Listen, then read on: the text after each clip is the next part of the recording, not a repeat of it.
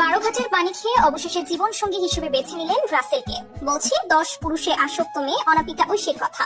বিষয়টা একটু ব্যাখ্যা করবেন? মানুষ ভাইরাল হয় তার মেধা দিয়ে কিংবা পরিশ্রম দিয়ে, কিন্তু ঐশী ভাইরাল হয়েছে একেবারে ভিন্ন উপায়ে। সেটা হলো পরপুরুষের সাথে অর্থ সম্পর্ক করে। নিঃসন্দেহে তুই ঠিক কথা বলেছিস। বাংলাদেশে ঐশীর মতো মেয়ে খুব কমই আছে যে কিনা সকাল দুপুর ছেলেদের নিয়ে সময় কাটায়। ঐশীর কাছে এক পুরুষের মেয়াদ সর্বোচ্চ 1 মাস, তাও আবার কোনো প্রকার বিয়ে ছাড়াই।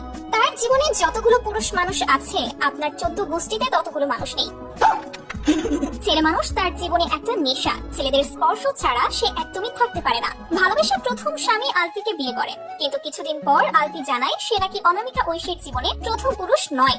এর আগেও অন্য পুরুষের সাথে শারীরিক সম্পর্কে লিপ্ত ছিলেন ঐশী। এমনকি আলফির সাথে থাকা অবস্থায় টিকটকার প্রিন্স মামুনের সাথে সম্পর্কে জড়িয়ে পড়েছিলেন ঐশী। এই খবর জানতে পেরে সাথে সাথেই ঐশীকে তালাক দিয়ে দেয় আলফি।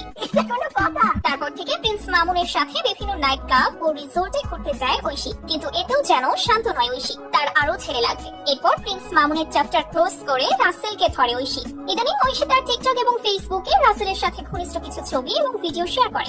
ভিডিওর ক্যাপশনে লিখে উইথ জানো। আপনি ভাবতে পারেন একটা মেয়ে কতটা হলে এভাবে প্রকাশ্যে একাধিক ছেলের সাথে সম্পর্ক করে, তাও আবার বিয়ে ছাড়াই। এদের এত আসে কোথা থেকে? আসলে এদের পরিবারে বাধা দেওয়ার মতো কেউ নেই, তাই যেভাবে খুশি আনন্দ ফুর্তি করছে। আজকে নাইট ক্লাবে তো কালকে হোটেলে, এভাবেই চলছে এদের জীবন। তো ভিউয়ার্স, আপনাদের কাছে কি মনে হয় অনামিকা ঐশীর আসলে একসঙ্গে কতগুলো পুরুষ লাগে? অবশ্যই জানাবেন।